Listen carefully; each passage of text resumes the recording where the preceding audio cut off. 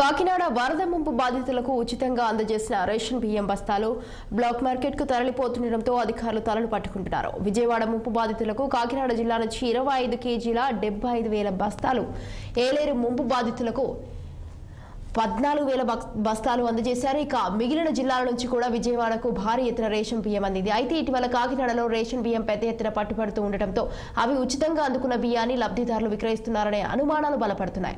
ఎప్పటికప్పుడు నిఘా వ్యవస్థ ద్వారా రేషన్ బియ్యాన్ని పట్టుకుంటున్నప్పటికీ ఈ విధంగా రేషన్ బియ్యం మార్కెట్ కు తరలి రావడంపై పలు అనుమానాలు వ్యక్తమవుతున్నాయి. రైట్, ఇక దీనిపై మరింత సమాచారాన్ని మా ప్రతినిధి దురాని అందిస్తారు. పీడీఎస్ బియ్యం అంటే రేషన్ బియ్యం పక్కదారి పడుతుందంటూ ప్రభుత్వం ఏకంగా చెక్ పోస్టులు ఏర్పాటు చేసి ఇందులో ఏమైనా కెర్నల్స్ కలిసి ఉంటే, అంటే రేషన్ బియ్యంలో సాధారణంగా కెర్నల్స్ కలిసి ఉంటాయి, ఆ బియ్యం ఎగుమతి అవుతుంది కనుక ఖచ్చితంగా ఇది రేషన్ బియ్యం కాబట్టి పట్టుకునేందుకు చెక్ పోస్టులు కూడా ఏర్పాటు చేసింది. కాకినాడ నుంచి ఈ విధంగా ఎగుమతి అవుతున్న చాలా మటుకు సరుకు రేషన్ బియ్యం కాబట్టి నిరోధించే క్రమంలో కనుక రాష్ట్ర ప్రభుత్వం సఫలమైంది. అయితే చెక్ పోస్ట్ ద్వారా ప్రస్తుతం అయితే కనుక మళ్ళీ ఈ పీడీఎస్ బియ్యం ఊపందుకోవడం, అంటే ఎగుమతికి మళ్ళీ ఊపందుకోవడం మాత్రం అధికారులకు తీవ్ర కలిసివేసే విషయంగానే చెప్పాలి. ఇటీవల కాలంలో అంటే విజయవాడ ముంపు బాధితులకు కానీ ఇలాగే ఏలేరు రిజర్వాయర్ ముంపు బాధితులకు కానీ ప్రభుత్వం బియ్యం పంపిణీ చేసింది. 25 కేజీల బస్తాలని పెద్ద ఎత్తున, అంటే సుమారు విజయవాడలో అయితే 2 లక్షల పైగా బియ్యం మూటలుగా 25 కేజీల బస్తాలు వాళ్ళకి అందించారు.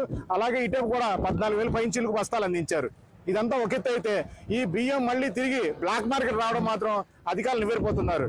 ఎందుకంటే ఇక్కడే చెక్ పోస్ట్ దగ్గర ఒక లారీ రేషన్ బియ్యాన్ని పట్టుకొని సీజ్ చేసి అందులో 1% ఏకంగా పీడీఎస్ కెర్నల్స్ ఉన్నాయని, ఇది ఖచ్చితంగా పీడీఎస్ బియ్యం అంటూ కేసు నమోదు చేశారు.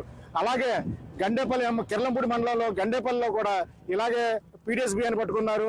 కాకినాడ జిల్లాలో అంటే మరో 4-5 చోట్ల కూడా రేషన్ బియ్యాన్ని పట్టుకున్నారు. ఈ రేషన్ బియ్యం ఎటు మీద నుంచి వస్తుంది అన్నది అధికారులు వాకప్ చేసి కాస్తంత నివేరిపోయారని చెప్పాలి.